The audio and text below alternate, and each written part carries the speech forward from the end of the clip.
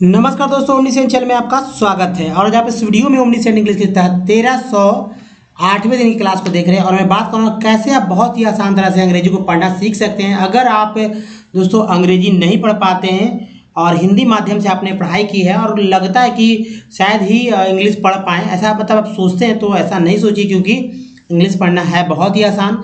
दोस्तों इस वीडियो में मैं आपको 6 लेटर वाला वर्ड जो कि शुरू होता है पी से, उसके 2 स्लाइड, साथ ही एक टेक्स्ट और सबसे पहले जो वर्ड मीनिंग पे मैं ले चलूँगा। तो दोस्तों एक और बात कि देखिए, जो वर्ड मीनिंग होता है वो एसएससी की परीक्षाओं में या जहाँ वर्ड मीनिंग से रिलेटेड क्वेश्चंस आते हैं, या आप अपना लैंग्वेज में अच्छे अच्छे वर्ड्स को रखना चाहते हैं, वर्ड पावर बढ़ाना चाहते हैं, इंक्रीज करना चाहते हैं, तो ये वर्ड बहुत ही इंपॉर्टेंट हो जाता है। तो चलिए सबसे पहले वर्ड मीनिंग पे ही चर्चा करते हैं। दोस्तों वर्ड है स्पेट। स्पेट का अर्थ होता है नदी की बाढ़, बौछार या मूसलाधार वर्षा। ठीक है, मूसलाधार वर्षा भी आप नोट कर लीजिए।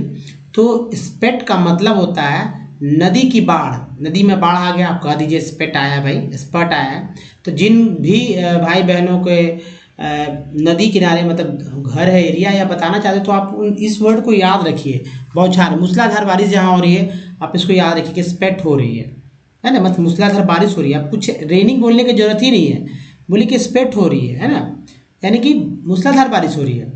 अब देखिए वर्ड इज तो कोरोनल। कोरोना तो आपने देखा ही था, लेकिन ये कोरोना नहीं है, एल लगा हुआ, अल। तो कोरोनल, कोरोनल मतलब होता है हार, मतलब छोटा, यानी हार जो गला में आप पहनते हैं, मुकुट ये वाला है, गला में हार पहनते हैं ना, तो छोटा सा हार आप समझ लीजिए। ठीक है, मुझे तो हार बनाना नहीं आता, लेकिन चलिए ये हार ही हो गया। नेक्स्ट जो है कोरोनल के बाद है। तो देखिए हार के लिए क्या क्या हम लोग वर्ड रखते हैं, लेकिन इस तरह का बात जो है कोरोनल याद है, कोरोना से याद रखिएगा, कोरोनल, कोरोना से कोरोनल। अब देखिए एंटर पोज। एंटर पोज का मतलब होता है दखल देना, बीच बाधा डालना, एक हो गया यहाँ डालना, यहाँ हो गया बीच में डालना, दखल देना, बाधा डालना, बीच में डालना, एंटर पोज। और भी बहुत सारे वर्ड है, लेकिन जो मुझे लगता है कि भाई ये वाला ठीक है, मैं इसको लेता हूँ। अब देखिए स्केप।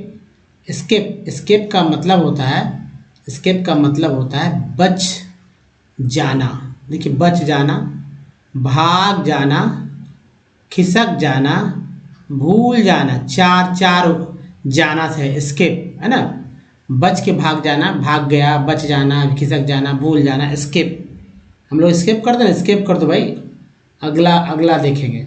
नेक्स्ट है दोस्तों सब्सटेंशियल। सब्सटेंशियल, सब्सटेंशियल का अर्थ है पर्याप्त, महत्वपूर्ण, मजबूत, धनी। पर्याप्त, महत्वपूर्ण, मजबूत, धनी, वर्ड है सब्सटेंशियल। नेक्स्ट वर्ड जो है दोस्तों ये है एनोमेलस। एनोमेलस का अर्थ है अनियमित, अनियमित, अनियमित, असंगत, नियम विरुद्ध। नियम के विरुद्ध होता है तो बोलते हैं एनोमेलस। एनोमेलस का अर्थ है नियम विरुद्ध, अनियमित, असंगत। फिर से देखिए, एक तो नियम विरुद्ध बहुत ही इंपॉर्टेंट वर्ड है, हिंदी का शब्द है नियम विरुद्ध। हम लोग बोलते हैं नियम विरुद्ध है ये, तो नियम विरुद्ध। दूसरा जो है अनियमित या असंगत। नेक्स्ट जो है दोस्तों ये रहा अनवेरी। अनवेरी, अनवेरी का अर्थ होता है असावधान, बेखबर, आकस्मिक, मतलब अचानक वाला वर्ड अनवेरी। दोस्तों ये जो शब्द है इनको आप याद कीजिए और कॉपी पर लिख लीजिए। जी हाँ, रिपीट करने के लिए तो स्क्रीनशॉट लेकर इसे याद कर लीजिए। वीडियो को पॉज करके भी लिख सकते हैं, क्योंकि बहुत ही जरूरी है। अगर याद करेंगे ऐसे ऐसे वो शब्द, हिंदी के इन शब्दों का अगर अंग्रेजी आप जानेंगे तो सोचिए कि कितना काम, कितना महत्व आपका जो है निकलने वाला है, बढ़ने वाला है। तो चले अनवेरी के बाद देखिए स्क्रीम। स्क्रीम, स्क्रीन नहीं स्क्रीम, अगर एन नहीं आ रहा था तो स्क्रीन हो जाता, लेकिन यहाँ पर दोस्तों एम है। स्क्रीम, स्क्रीम का अर्थ है चीखना, चीखना, स्क्रीमिंग, चीख रहा है ना। स्क्रीम, चीखना, चीखना, स्क्रीम। भाई तो कहो ना, ऐसे आप कह सकते हैं कितना स्क्रीम क्यों कर रहे हो, है ना, इतना चीख क्यों रहे हो, ऐसा ही बोल सकते हैं ना। अनरूली, अनरूली का अर्थ है, अनरूली का अर्थ है बेलगाम, बेलगाम, उदंड, उच्छृंखल, बेलगाम, उदंड, उच्छृंखल, अनरूली। नेक्स्ट है वल्नरेबल। वल्नरेबल मतलब होता है कमज़ोर, असुरक्षित, रक्षित, या कह सकते हैं कि भाई जो कमज़ोर है उससे रिलेटेड शब्द। नेक्स्ट जो वर्ड है दोस्तों है एनिग्मा। एनिग्मा का अर्थ है पहेली। पहेली का आपको अर्थ कभी इंग्लिश वर्ड मिलेगा ही नहीं, सोचते रह जाएंगे भाई क्या है, कुछ और वर्ड मिल जाएगा पजल वगैरह, लेकिन नया नया वर्ड सीखना है ना, तभी लैंग्वेज को आप अच्छे से कर पाएंगे। तो पहेली भ्रमकारी व्यक्ति, मतलब जो भ्रम में पड़ा रहता है, एनिग्मा। नेक्स्ट वर्ड तो फिल्थी। फिल्थी का क्या अर्थ होगा? फिल्थी का अर्थ होता है गंदा, मैला, अश्लील, अश्लील और भ्रष्ट। अब भाई अश्लील कौन नहीं है? कोई जो है सबके सामने अश्लीलता दिखाता है, कोई जो है अकेले में अश्लीलता दिखाता है। तो या कोई मन से अश्लील है, कोई जो है तन से अश्लील है। तो चलिए ये सब जो है ऐसे ही आप इन सब शब्दों को, जो हिंदी के शब्द हैं उनका अंग्रेजी याद रखें अच्छी तरह से, जिनको पढ़ने नहीं आता वो बीच में उच्चारण भी दिया हुआ है। अब दोस्तों सबसे इम्पोर्टेंट एक सरसरी नज़र से देखना है कि अल्फ़ाबेट के बारे में जान लीजिए कि ये जो अल्फ़ाबेट इसमें 26 लेटर होता है, यही अल्फ़ाबेट है, इसका उच्चारण जो है अल्फ़ाबेट ही होता है। इसके दो पार्ट है, पहला पार्ट वॉवेल जिसमें लेटर की संख्या 5, दूसरा पार्ट कॉन्सोनेंट का जिसमें लेटर की संख्या होती है 21, दोनों को मिला लीजिए 26 लेटर होता है और इसका उच्चारण जो है 68 तरह से होता है। अब देखिए इसके अलावा भी यहाँ पर उच्चारण बहुत ही इंपॉर्टेंट है। अगर उच्चारण में एक भी मिस्टेक होगा तो आप कभी नहीं कर पाएंगे, मतलब उस वर्ड को, उस लेटर से रिलेटेड सारे वर्ड गलत होते जाएंगे उच्चारण में। तो अच्छे से याद करना। दूसरी बात कि अगर आप उच्चारण से नहीं करना चाहते हैं और जल्दी में सीखना चाहते हैं तो ये तो याद कर ही लीजिए, लेकिन उसके अलावा जो पार्ट्स ऑफ वर्ड जो कि 3 स्लाइड में होगा उसको भी कवर अप कीजिए, जिससे कि आप जल्दी से पढ़ सकेंगे। अगर आप देखना चाहते हैं तो देखिए ये कॉन्सोनेंट रहा और इसे जो है आपको अच्छे से याद कर लेना। अगर कॉन्सोनेंट याद हो गया तो समझिए कि आधा जो है समझ गया, और उसके बाद तो इसको याद कीजिए। उसके बाद जो वॉवेल होता है, जो कि वॉवेल इस तरह से, जैसे मान लीजिए ये जो 5 है, 1 2 3 4 5, एक डबल हुआ मैंने लिया तो ठीक है, डबल से ही वर्ड आते हैं। तो मान लीजिए कि 6 ही है तो 6 को 27 तरह से बोलते हैं। जैसे ए को 4 तरह से, ठीक है, ए को 4 तरह से ये हो गया, ई को 5 तरह से, आई को 5 तरह से, ओ को 4 तरह से, यू को 4 तरह से, डबल ओ को 5 तरह से पढ़ा जाता है। जैसे मान लीजिए ओ को कैसे पढ़ना है, ये इस वर्ड मीनिंग है, 1 ओ है, 2 ओ है, 3 है, 4 ओ है, लेकिन यहाँ ओ जो है यह अ के रूप में उच्चारण हो रहा है, यहाँ वाला ओ आ के रूप में उच्चारण हो रहा है, यहाँ वाला ओ ऊ के रूप में, यहाँ वाला ओ जो है ओ के रूप में। मैं बताता हूँ कैसे। देखिए है भी, अ भी है ओ में, ओ का उच्चारण में अ भी है, आ भी है ना, ऊ भी है, ओ भी है। इसको पढ़ेंगे सम, शम, एबा, about, prove, tone. Some, about, prove, tone. Easy है ना पढ़ना। तो दोस्तों some, about, prove, tone, some, about, prove, tone, ओ का उच्चारण सभी तरह इसी तरह होता है और सभी वर्ड में ऐसे ही उच्चारण होगा, इससे बाहर कोई उच्चारण नहीं होगा। ओ का उच्चारण इतना, इससे आधे अधिक नहीं होगा। तो किसी भी कॉन्सोनेंट के साथ ओ आए इतना ही उच्चारण होना है, सबका ऐसा ही होगा। अच्छे से देखेंगे। अब देखिए 64 पार्ट्स ऑफ वर्ड का स्लाइड देखिए, ये स्लाइड है, देख लिया है आपने, इसका स्क्रीनशॉट लीजिए और अगर आप नोट कर सकते हैं तो नोट कर लीजिए। क्या करना है मैं बताता हूँ, इसका भी स्क्रीनशॉट ले सकते हैं। तो ये रहा 3rd स्लाइड। और दोस्तों जैसे कि अभी तक आपने देखा तो सभी में ये वाला पार्ट इंग्लिश हिंदी वाला पार्ट को याद करना है, ठीक है। पिछला 2 स्लाइड में भी वैसे ही करना है, सबको याद कर लेना है, तभी आप अच्छे से इंग्लिश वर्ड पढ़ पाएंगे, क्योंकि ये ऐसा पार्ट है जो कि हर एक दूसरे तीसरे वर्ड मीनिंग के साथ आ रहा है। जैसे देखिए यहाँ पर प्रो एक पार्ट है, क्योर, यहाँ से देखिए क्योर है ना, एक पार्ट है ENT, एम के साथ मेंट है, तो ENT भी लग गया, एम के साथ मेंट है, तो प्रोक्योरमेंट पढ़ना इजी हो जाता है। अब दोस्तों अगर देखिए हमारे वीडियो तक अपनी पहुंच बनाना है तो ओमनी इंग्लिश यूट्यूब में, गूगल में टाइप करके माइक पर बोल कर हम तक पहुंच सकते हैं। अगर आपको रीडिंग सीखना है, इंग्लिश रीडिंग, इंग्लिश राइटिंग या इंग्लिश स्पोकन, सब कुछ सीख सकते हैं, लेकिन एक कॉपी जरूर बनाइएगा जिससे कि आप हमारे वीडियो पर निर्भरता कम और कॉपी पर निर्भरता आपकी ज़्यादा हो, जिससे कि लगे कि आप वाकई में कहीं कोचिंग क्लासेस कर रहे हैं। तो वीडियोस को कभी भी अनदेखा ना करें, सब कुछ सरल सरल तरीके से बताया गया, तो कोई भी सीख सकता है अंग्रेजी पढ़ना, अंग्रेजी लिखना आसानी से। तो चलिए सबसे पहले दोस्तों मैं बात करूंगा P लेटर वाला वर्ड। जी हाँ, जो कि 6 लेटर वाला वर्ड है जो कि पी से स्टार्ट हो रहा है, पी से 6 से 1 2 3 4 5 6। पेला, पेला है ना, तो ये हो गया पेला। अब देखिए पे, पेयंस, पेयंस, पेयंस, पेयंस, पेयंस, पेयंस, पे, पेओनी, पेओनी, पेओनी, पेशन, पेशन। नेक्स्ट है पेजेस, पेजेस। नेक्स्ट है पेगन्स, पेगन्स के बाद है पेजल्स, पेजल्स, पेजल्स के बाद है पैंट्स, पैंट्स के बाद देखिए पैंटी, उसके बाद है पेयॉक, पेयॉक के बाद है पेयर्ड। नेक्स्ट है पेयरर, पेयरर। नेक्स्ट पेयस, पेशन, पैशन, पैसस, पैसस के बाद पेउट। नेक्स्ट है पेवन। नेक्स्ट पैजेस। नेक्स्ट है पैजक्स। नेक्स्ट देखिए पजामा, पैजामा। फिर से देखिए, फिर देखिए पैजोक, पैजोक। नेक्स्ट वर्ड है पकही। नेक्स्ट है पकेहा। तो तेजी से मैं बताता हूं आपको। पैक्तो, पैक्थो। नेक्स्ट है पैकिही, पो, पै, पै कोको, पैकोरा, पैक्रैक, पैलेस, पैलेगी, पैलेइक, पैलेस, पलामा, पलापा, पलास, पैलेट। नेक्स्ट देखिए दोस्तों, ये है पैलेस,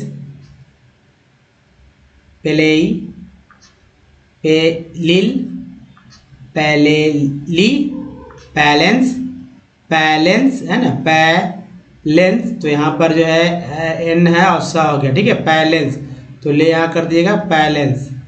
नेक्स्ट है पैलेंस के बाद पैलेस्ट, EST है, पैलेट्स, पैलियर, पैलियर। नेक्स्ट वर्ड जो है पैलियर के बाद है पेलिंग।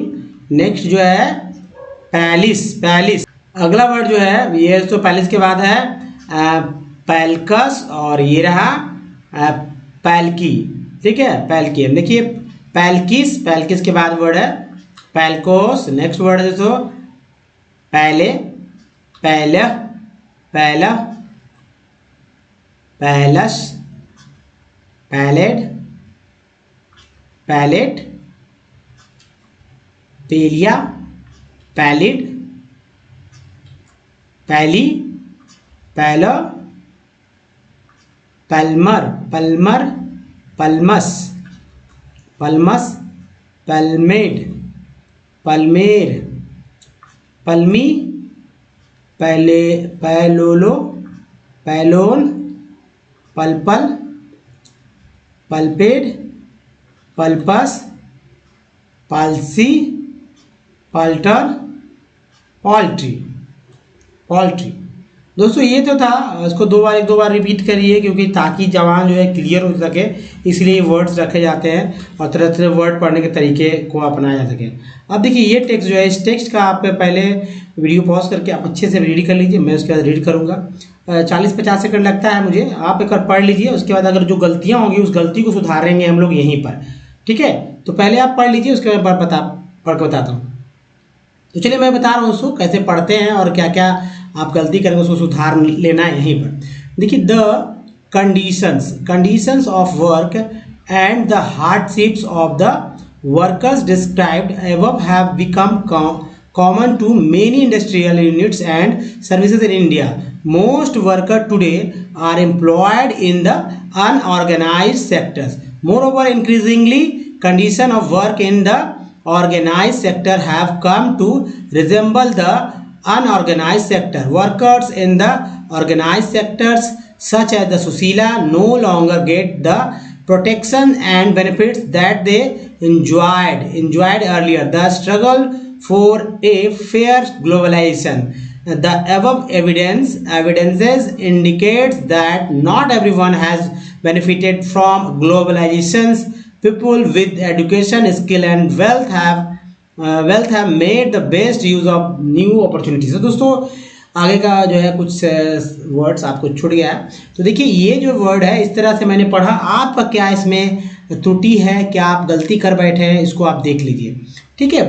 थोड़ा सा समझदारी के साथ यहाँ काम करिए, क्योंकि एक बार गलत उच्चारण पकड़ लेने से गलत ही आप हमेशा करते रहेंगे। अब चलिए कैसे पढ़ते हैं इसको समझिए। तो देखिए ये जो है कन है, पार्ट्स है हमारा, ये देखिए सन पार्ट है, ठीक है। जहाँ जहाँ पार्ट है उसको मैं इंडिकेट कर दूंगा। यहाँ देखिए अर है, ये देखिए अर है, ओ आर को भी अर बोलते हैं, ई आर को भी अर बोलते हैं। डिस्क्राइब्ड, एवब, बिकम कॉमन, देखिए कॉमन, कॉमन वन को अर बोलते कॉमन। देखिए ईयल है, ईयल, इन है, सर्विस, देखिए ये सर्विसेस, इंडिया मोस्ट वर्कर्स, ये क्या बोलते हैं टुडे, एम्प्लॉयड, एम्प्लॉयड, अनऑर्गेनाइज्ड, फिर देखिए सेक्टर मोर ओवर, इंक्रीजिंग, क्रीजिंग, ई ए को ई बोलते बड़ी, एस को जा बोलेंगे, आई एल वाई ली, आई एन जी को इंग बोले, increasingly, condition, worker, organise, organised, sector have come the resemble, resemble, एम्बल है ये रिजेंबल, फिर ऑर्गेनाइज है, sector workers in the organised sector, repeat, such as the सुशीला, लॉन्गर, प्रोटेक्शन, देखिए प्रो हो गया, टेक हो गया, ये सन है, benefits they enjoyed, enjoyed earlier, struggle for a globalisation, तो यहाँ सन है, यहाँ ग्लो है। Above evidence, evidence, e n sequence बोलते हैं, evidences, indicates, indicates that not everyone benefited, टेड को याद रखिए, ग्लोबलाइजेशन को याद रखिए, रिपीटेड। देखिए एडुकेशन में ये है, एडू, आई एकेशन, फिर स्किल, वेल्थ, मतलब इजी है, इतना कोई बहुत बड़ा बात, ई एस टी को बोलते हैं, बी लगा वेस्ट हो गया। तो ये है दोस्तों, ऐसे जो है आसानी से पढ़ा जाता है। अब देखिए इसको कैसे जो है इसका ट्रांसलेट करेंगे, अनुवाद करेंगे। दोस्तों पहला जो सेंटेंस है, पैराग्राफ है, यहाँ से लेकर यहाँ तक है, ठीक है। वह मतलब सेंटेंस जो है, the condition of the worker and the hardship of the workers described above have become common many industrial units and the services in India.